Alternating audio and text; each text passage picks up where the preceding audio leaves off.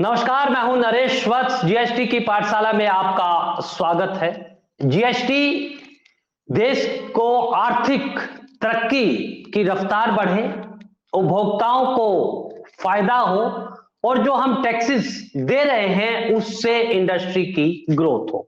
तमाम ऐसे मुद्दे हैं जो जीएसटी को लेकर आपके जहन में होंगे। हम जीएसटी को आपकी भाषा में सरल शब्दों में समझाने की कोशिश कर रहे हैं और इसके लिए हमारे साथ हैं अनिल शर्मा जी, जो कि जीएसटी के कंसल्टेंट हैं, मैनेजमेंट के कंसल्टेंट हैं, जीएसटी की बारीकियों को समझते हैं। अनिल जी, आपका स्वागत है जीएसटी की पाठशाला में। नमस्कार नरेश जी, नमस्कार। मैं आपसे ये जानना चाहता हूं अनिल जी कि जीएसटी को लेकर अभी भी लोगों में कुछ भ्रांतियां हैं। जीएसटी की विसंगतियां लगातार दूर करने की कोशिश कर रही है सरकार, लेकिन दूर नहीं हो पा रही। सबसे पहले आपसे ये जानना चाहता हूं कि जीएसटी जिस उद्देश्य को लेकर लागू की गई थी उस पे हम कितना कामयाब हुए हैं। नरेश जी, पहले तो मैं आपके माध्यम से ये बताना चाहूंगा अपने दर्शकों को कि जीएसटी का जो कंसेप्ट है बहुत ही बढ़िया कंसेप्ट है, जिसमें कंज्यूमर को भी फायदा है, इंडस्ट्री को भी फायदा है और गवर्नमेंट को भी फायदा है। और उसका रिजल्ट हमने देखे हैं कि पिछले 6 सालों में जीएसटी के आने के बाद सरकार का या सरकारों का रेवेन्यू जो है, जो टैक्स का कलेक्शन है, वो लगातार बढ़ता चला जा रहा है। तो इसमें दो राय नहीं है कि जो जीएसटी का कंसेप्ट है वो अच्छा है इंडस्ट्री के लिए और इकोनॉमी के लिए। हाँ, इसमें कुछ त्रुटियां अभी भी हैं जो कि दूर नहीं हुई हैं और सरकार लगातार उस पर कार्यरत है कि किसी तरीके से इसको फुल प्रूफ या एक इजी सिस्टम बनाया जाए। हाँ, इंडस्ट्री को लेकर जैसे आपने बात करी कि इसका क्या बेनिफिट हुआ, तो इंडस्ट्री के लिए ये बेनिफिट हुआ, मैं आपको कहना चाहूंगा कि जीएसटी के आने के बाद इंडस्ट्री का यानी कि जो हमारी औद्योगिक इकाइयां हैं, इनका जो रॉ मटेरियल है वो सस्ता हुआ है और कंज्यूमर जो इंडस्ट्री के अंदर काफी केमिकल्स या दूसरे कंज्यूमर हम कंज्यूम करते हैं वो भी सस्ते हुए हैं।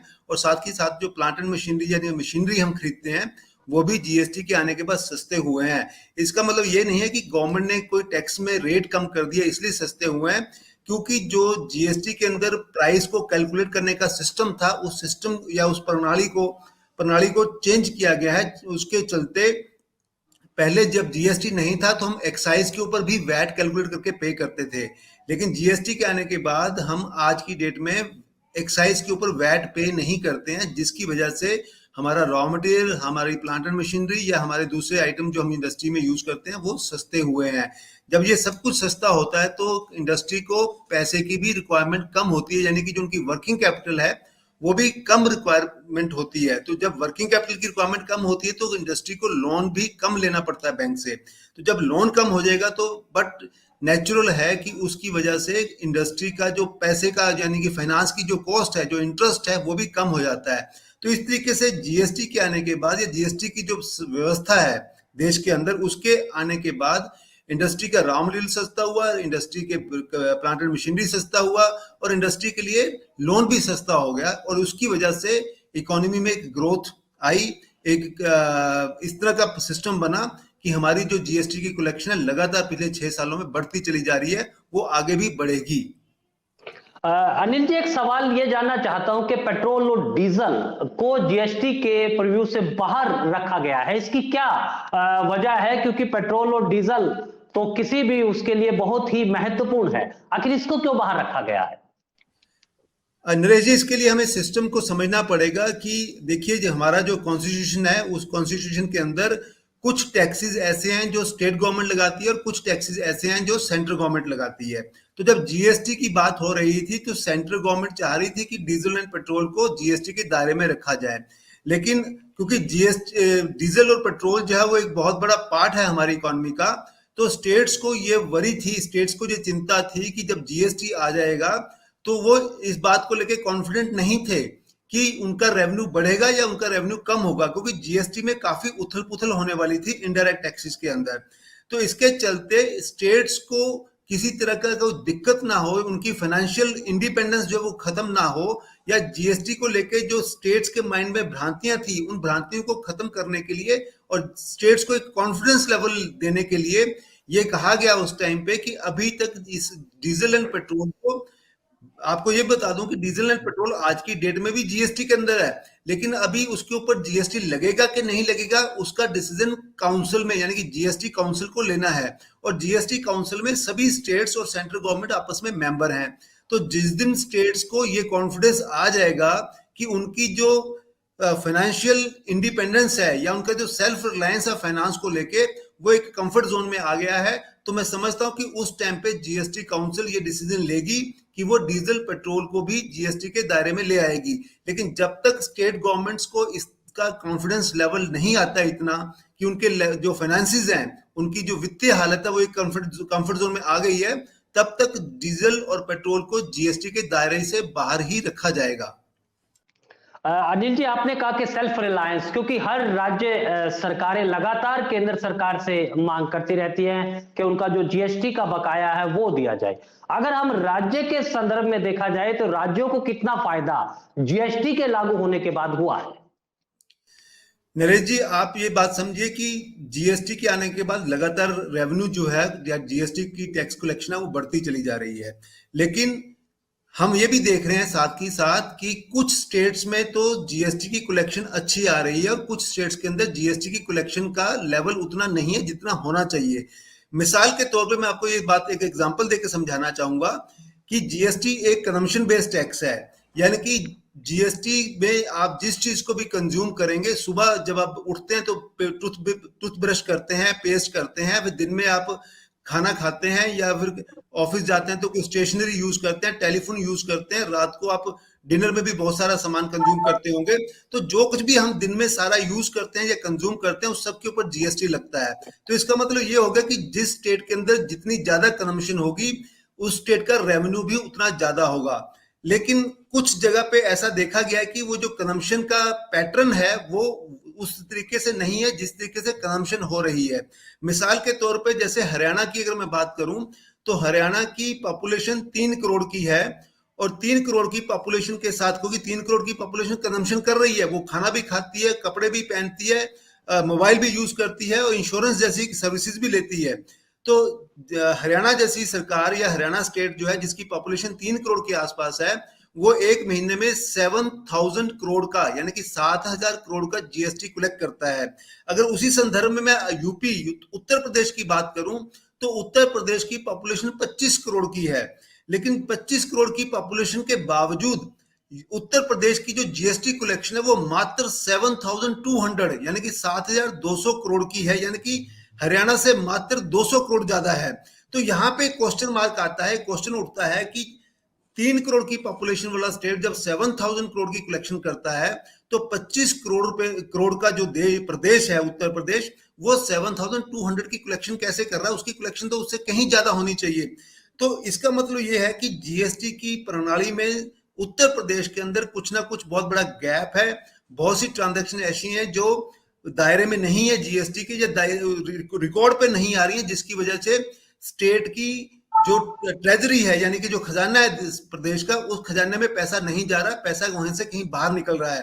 तो इसके लिए उत्तर प्रदेश सरकार को यह देखना होगा कि जो इतनी बड़ी लीकेज है, मैं इसको लीकेज बोलता हूं, कि 25 करोड़ की पॉपुलेशन के साथ सिर्फ उतना ही जीएसटी आ रहा है जितना 3 करोड़ की पॉपुलेशन पे हरियाणा को कलेक्ट कर रहा है। तो ये बहुत बड़ा क्वेश्चन मार्क है उत्तर प्रदेश की प्रणाली, इसकी मैकेनिज्म के ऊपर, जो टैक्स कलेक्शन का डिपार्टमेंट है उसके ऊपर, कि ऐसा क्यों नहीं हो रहा कि यूपी के अंदर कलेक्शन बहुत कम हो रही है। या तो कस्टमर को या कंज्यूमर को अवेयर नहीं किया गया गवर्नमेंट द्वारा, या फिर टैक्स कलेक्शन की जो प्रणाली है वो इतनी वीक है कि गवर्नमेंट जो है या डिपार्टमेंट जो है वो ट्रांजैक्शंस को मॉनिटर नहीं कर पा रहा और जो टैक्स है वो गवर्नमेंट के खजाने में नहीं आ रहा। तो अगर वो यूपी इस चीज को, उत्तर प्रदेश इस चीज को जरा ध्यान से देखे और अपनी मैकेनिज्म को चेक करे तो मेरे हिसाब से वहां पे बहुत बड़ी लीकेज हो रही है और उनको लीकेज को प्लग करना पड़ेगा, ताकि मैं जो मानता हूं कि कम से कम यूपी में 15,000 से 20,000 करोड़ का कलेक्शन महीने का होना चाहिए, क्योंकि हरियाणा में 7,000 करोड़ का कलेक्शन हो रहा है मात्र 3 करोड़ पॉपुलेशन के ऊपर। एक बहुत बड़ा सवाल आपने ये उठाया और मैं तो इसको कह कि ये रहस्योद्घाटन हुआ है। क्या इसकी वजह आप देखते हैं कि जब हम कहीं खाना खाने जाते हैं या कोई चीजें लेते हैं तो क्या उपभोक्ता भी उसको बड़ी संजीदगी से नहीं लेता है, वो जो बिल देता है उसको ले लेता है उपभोक्ता कैसे इसमें एक अपनी भूमिका को अदा कर सकता है, देश के विकास में वो अपना योगदान दे सकता है, सिर्फ जो उसका हक है उसको वो सही तरीके से करके पैसा देकर। आपकी बात बिल्कुल ठीक है नरेश जी की एक उपभोक्ता को, एक कंज्यूमर को भी अपना दायित्व निभाना चाहिए।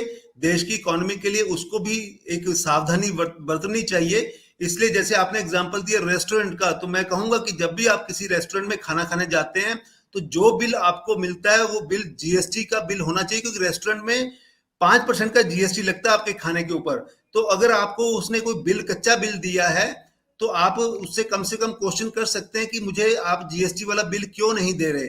और अगर उसके पास जीएसटी नंबर है तो आप, बहुत सारी आज की डेट में मोबाइल के ऊपर ऐप अवेलेबल है जहां पे आप देख सकते हैं कि उसका जो जीएसटी नंबर उसने बिल पे लिखा है, क्या वो जेन्युइन है, क्या वो वाकई में रजिस्टर्ड है और प्रॉपरली रजिस्टर्ड है। ऐसा भी हो सकता है कि उसने बिल के ऊपर जीएसटी नंबर लिख दिया लेकिन वो आपका टैक्स तो गवर्नमेंट को दे ना रहा हो। तो ऐसी बहुत सारी चीजें हमने नोटिस करी हैं मार्केट के अंदर। तो कंज्यूमर अगर हमारा जागरूक होगा, जिसके लिए सरकारों को पहल करनी पड़ेगी कि वो अपने कंज्यूमर को अवेयर कराए। मैं अब आपको मेंशन करना पड़ूंगा कि पंजाब ने इस बजट में ये बहुत अच्छा स्टेप लिया है कि उन्होंने एक स्कीम चलाई है कि बिल लाओ इनाम पाओ। तो अगर आप बिल लेके आते हैं और उस बिल को जीएसटी पोर्टल पे अपलोड करते हैं तो उसके ड्रॉ के थ्रू आपको इनाम मिलेगा। तो इस तरह की अवेयरनेस कैंपेन गवर्नमेंट्स को चलानी चाहिए। तो उत्तर प्रदेश सरकार को भी ये काम करना चाहिए मेरे हिसाब से, क्योंकि मैं मानता हूं कि जीएसटी की कलेक्शन यूपी में अपने लेवल से काफी कम है और कंज्यूमर को अवेयर करना पड़ेगा। और क्योंकि हमारा काफी डिस्ट्रिक्ट्स हैं जहां पे इंडस्ट्रियल एक्टिविटी होती है, कमर्शियल एक्टिविटी होती है, नोएडा जैसे बड़े बड़े शहर यूपी के अंदर आते हैं, तो एक कलेक्शन का लेवल बहुत कम है जो काफी बढ़ सकता है अगर सरकारें अपना एक अच्छा कैंपेन चलाएं। और साथ के साथ कंज्यूमर भी इस बात को समझे कि जब भी वो कोई चीज खरीदे तो उनको बिल अवश्य लेना चाहिए और वो बिल भी वैलिड बिल होना चाहिए जिसपे वैलिड जीएसटी नंबर लगा हो, जिसको वो क्रॉस वेरीफाई भी कर सके। इस तरह का प्रावधान या इस तरह का सिस्टम हमें इंट्रोड्यूस करना चाहिए स्टेट के अंदर।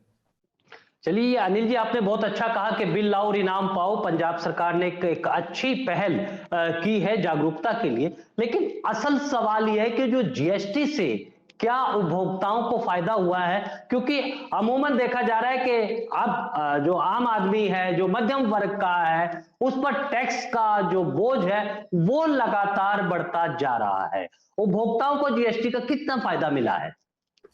नीरज जी, मैंने आपको शुरू में कहा कि जीएसटी का जो कंसेप्ट है वो बहुत बढ़िया कंसेप्ट है, जिसमें कंज्यूमर को, सरकारों को, इंडस्ट्री को, ट्रेड को काफी बेनिफिट हुआ है, होगा भी।